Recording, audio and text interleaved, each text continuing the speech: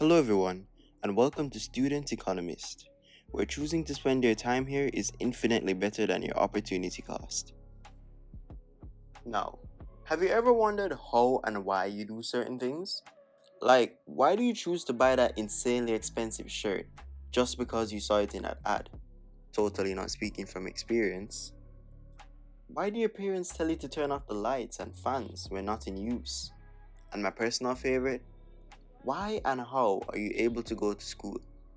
Well, I have the answer here. It is found in the age old discipline of economics. Forged from the early 18th century, the OG economist, if you will, Adam Smith, came up with thoughts of classical economics, the invisible hand, and the ever persistent measure of production, gross domestic product, or simply GDP. So, with the initial background out of the way, I bring to you the theory of economics, the theory you will be studying for the next 2 years in preparation for your CSEC examinations, ceteris paribus. Don't let what I just said fly over your head. The term ceteris paribus is an economic term of Latin origin that is used to assume that all other factors are remaining constant in a specified situation. So in this case, I assume that you will be studying for your CSEC examinations, provided that no other external factors like the possibility of migration and so on will halt your studies. This is the way economists think too, by way of assumption. So now, economics. What really is it?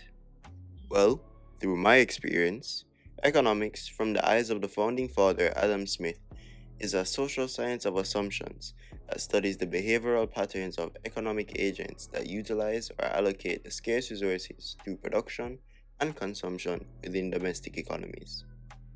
It is from this standpoint that the key concepts of economics appear from its central problem, scarcity. From scarcity, the study of economics is born as it spirals further and further downwards into more intricate problems that us consumers and economists have to grapple with and try to circumvent in our respective economic systems. But more on this later.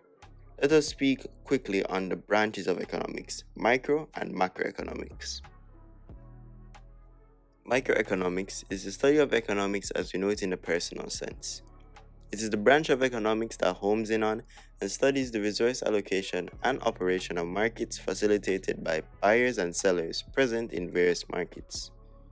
The branch focuses on the economic decisions of individual firms and households within a domestic economy. Microeconomics takes a look at the many influences and factors that impact citizens on an individual level within an economy. It is effectively a peek into the responsiveness of individuals to stimuli such as price changes, production levels, and changes in resource base. Macroeconomics, on the other hand, is the broader, more all encompassing branch of economics that looks at the economy as a whole. This branch of economics is the study of a more centralized interpretation of the economy. Macro focuses on wider, larger issues in pursuit of satisfying the four main macroeconomic goals of price stability, high employment, achieving sustainable economic growth, and managing the country's balance of payments.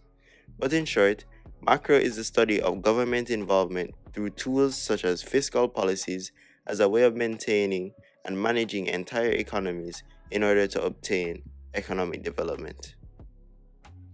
Now, remember earlier when I asked you the why and how questions? Scarcity is the why and how of most of your worldly problems in a poetic sense. Scarcity refers to the inequality that exists between the unlimited wants of human desire and the limited nature of resources available to satisfy these wants.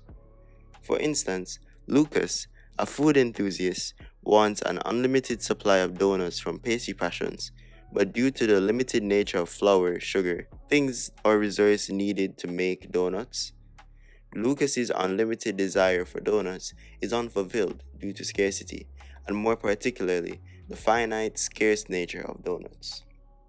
Scarcity, furthermore, leads to the development of resource allocation and choice for all the economic agents in an economy. Just to point out, economic agents refer to the three major players in most economies. These are number one, firms, the producers of goods and services.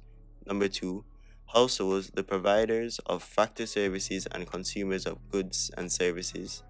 The households earned factor incomes, which will be discussed in a later video. And lastly, 3. The government, the legislative body in charge of guiding economic decisions and transactions occurring in a domestic economy. Now that we're back on track, resource allocation is how an economy splits up its scarce resources available at its disposal in a way that firms and governments see fit in accordance to society's wants and needs. So, from resource allocation, we're able to further extrapolate scarcity out to the theory of choice.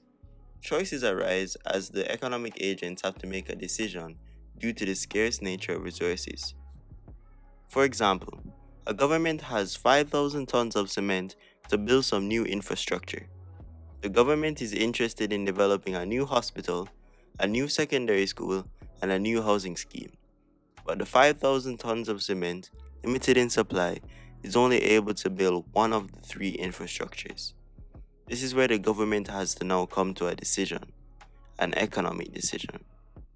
From this example, we are able to see choice as the range of options available to the individual household, firm, or government when making a decision. But this instance also leads to another major concept in economics: opportunity cost. Opportunity cost refers to the value of the best alternative foregone. This is an important aspect of economic decision making, as economists do not only look at the monetary value of choosing one option over the other.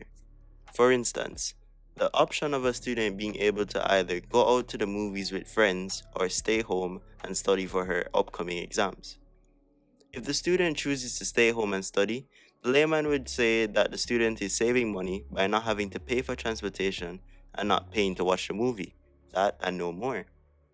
But the economist thinks deeper. The economist would think of the opportunity cost of study, that is, the value of going to the movies. The economist would see the value of going to the movies as the missed opportunity to enjoy the happiness a film may provide, the joyous memories that could be made with friends at the cinema. This is the true value of the best alternative foregone, or opportunity cost. This theory of opportunity cost will have greater importance when we look at the PPF and David Ricardo's theory of comparative advantage. In summation, economics is life. It is a social science that guides all of our actions as individuals within our respective economies. Through assumptions such as ceteris paribus, it theoretically studies consumer, producer, and government behaviors towards the central problem of scarcity. The economic agents, through choice and resource allocation, attempt to navigate scarcity, which leads to opportunity costs being experienced. I do hope you have learned something from this. Always remember that the price to learn is zero, so raise your demand for excellence.